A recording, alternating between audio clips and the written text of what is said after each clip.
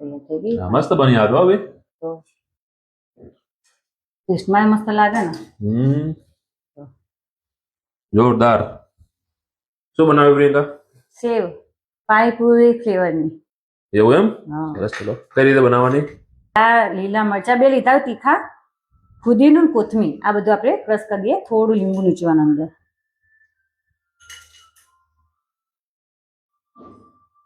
બસ આ બધું આપણે પેલા ક્રશ કરી દઈએ.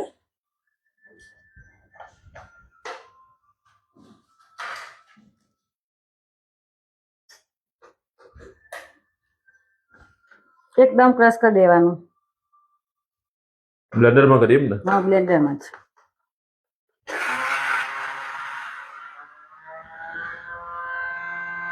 જો આ રીતે ક્રશ કરી દેવાનું. પેલા બાઉલમાં કરી દઈએ. નાખું મસ્ત ક્રશ કરી દો ને. હા, ક્રશ કરી દઈએ. આ પછી થોડીઓ બનાવી ને એટલે થોડું કર્યો, વધારે તો મિક્સરમાં કરી શકાય. મિક્સરમાં થોડું ક્રશ બરાબર થાય નહીં. ના બરાબર આપો તો બ્લેન્ડર. હા, બસ હવે આગળની પ્રોસેસ ચાલુ કરી. ચલો. ઓકે. જો ચણાનો ઝીણો લોટ લીધો, 1 બાઉલ ઝીણો લેવાનો એકદમ. ચણાનો લોટ ને? હા, ચણાનો ઝીણો. બેસન હોય ને તૈયાર હોય તોય ચાલે, ઘરે દળેલું તોય ચાલે. બરાબર. બસ એમાં આપણે આ 2 ચમચી પેસ્ટ બનાવી હતી એ નાખી દઈએ. કેમ 2 ચમચી નાખી દે? બસ થોડું હોય એટલે પછી એકલું હેરું ફ્લેવર જ આવે.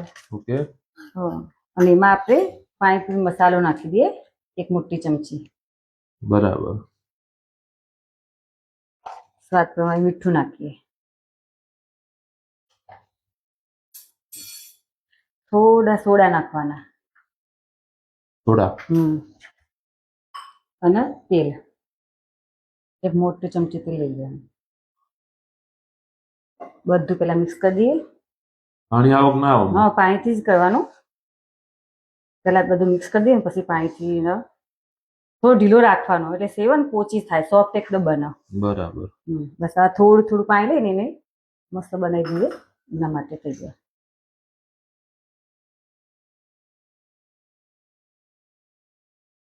રાખવાનું થોડું ઢીલું રાખવાનું.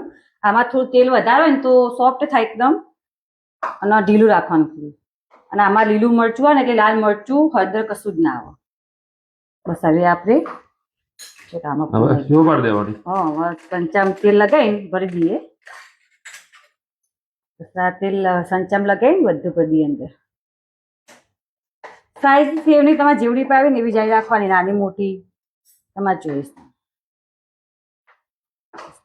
તેલ તો ગરમ કરી દીધું, તેલ આવી જ ગયું, ગરમ થઈ ગયું. જો તેલ આવી ગયું એમાં આપણે સેવ પાડી બધી. ફૂલ જ રાખવાનો ગેસ.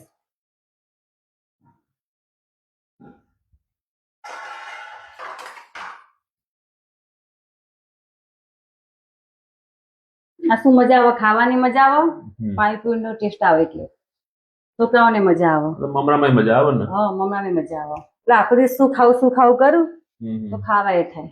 બરાબર. મજા આવે ખાવાની. જો બની ગઈ? હા, બની ગઈ. મસ્ત તૈયાર થઈ ગઈ. મસ્ત બની આ તો હવે. તો ટેસ્ટમાં મસ્ત લાગે ને. જોરદાર. દેખાવા એના કરતા વધારે મજા ખાવાની આવે. એવું એમ? સરસ. ચલો.